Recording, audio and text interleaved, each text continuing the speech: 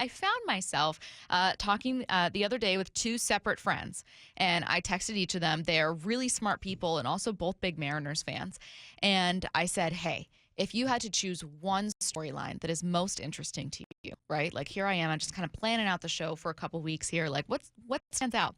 And both of them said the same thing. Not consulting with each other, both very different people with different interests, and they both said the same thing. And it was something that I didn't necessarily have at the top of my list, and then realized, why isn't this at the very top of my list? And it was a version of Jarred Kelenic / what's happening in left field. And that, I think, is now right at the top of my list. Because, Bump, we know how great this team can be if all the pieces that contributed last year end up contributing again. Think of how great they could be if all those pieces contribute and also they finally see a version of Kelenic they'd always expected. That's what they're banking on, right? They're banking on contributions from their the guys. usual suspects. Yes. Yeah. Julio, Suarez, Ty France, JP bouncing back. Yeah. But then I think they're hoping on the development of some guys. And the top of that list, I think, to us, has to be Jarred Kelenic. Yeah. I mean, that's why you bring over – if Kelenic was the guy that we thought he was going to be at this point, is there a reason to make a move for Teoscar Hernandez? Do you still make that move? Yeah, to replace Mitch, but I think that I worry less about I don't think I focus as much on like, oh, do you replace JP at short or do you go out and get a big bat? Because I think, well, Kelenic could potentially bring you even more offense. Like you no longer have these long gaps in your lineup. When you think of them stranding runners last year, how much of that was because they would have a gap of 3 or 4 guys that just, you were like, they can't hit doubles and singles and like they randomly get a home run or they don't get on base at all. Right. And, you know, the Texas 206 makes a good point. Kelenic and Cal are going to have big boosts because of the shift ban. I do wonder that. So there's another reason to be optimistic for this kid. But the thing that we're hearing about Kelenic is the mental and the adjustments. We've seen him make so many adjustments at the plate. I'm almost to a point where I'm like, just ride or die with what you're comfortable with at this point because you keep making adjustments and tweaking things. I know that's part of sports. You constantly have to do that. It, though. But yeah, you can't overdo it. And I think maybe that's where he is at this point. So my hope for Kelenic is that he comes in, be himself. Yeah. I've accepted Kelenic for who he is. Not going to smile. Going to pour Gatorade on him. He's going to frown. That's just who he is. It got him this far. Just be yourself. But now I just want to be comfortable at the plate. I want that confidence. You know, he goes down to AAA and he kills it. Yeah. He does his thing. He feels superior there. So he's one of those players who's like caught in that tweener. Like, man, he's good enough to dominate in AAA, but something happens when he makes it up to the show, where it be mentally or physically. So yeah, I'm looking at Kelenic and I'm hoping that it all starts in Peoria. Curtis, do you remember when one of the big critiques about Yusei Kikuchi was that he would tweak things all the time?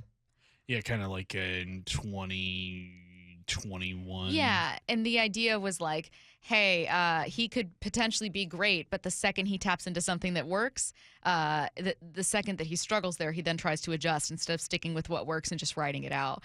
And Bump made a good point, which is I'm wondering if Kelenic is doing a lot of this and if there's a way that he could avoid what happened to Kikuchi, which that he just made himself ineffective by the end of his tenure here in Seattle. And instead could kind of do the opposite, where it's like, you're right, Bump. Figure out who you are. Be that guy. Ride the wave of bad baseball if that's what happens to you, right? Sometimes it happens. Yeah. Ty France last year, when he was in that slump, he was pretty open about being like, I'm not playing good baseball. It sucks. Most guys, when I see them go 0 for 3, 0 for 4 on a night, I don't have many concerns about them going into the next day. But if I see Jarred Kelenic go 0 for 3, 0 for 4, I'm like, uh-oh. Yeah. This could spell something. Why is that? Because of his mental? Why are you concerned about I think him? he is his hardest critic, and he gets on himself in a way that hardly any other player I've ever seen does. And it just kind of snowballs on him at times where he can't get out of his own way, where he's swinging at bad pitches to try and get out of that slump. And he's not playing the game that made him the top prospect that he was. Like, this guy was one of the very best prospects in baseball, a top 5 prospect, consensus. Everybody thought he was going to be great at the big league level. It hasn't worked out, obviously, but being able to have a bad night and kind of let that be, that's going to be huge for Jarred Kelenic in 2023. Like, everybody has a bad night. I mean, Julio Rodriguez had a horrible month of April and yet put in one of the best seasons we've ever seen from a Mariner ever. Like, you can have bad nights, just don't let them become who you are as a ball player.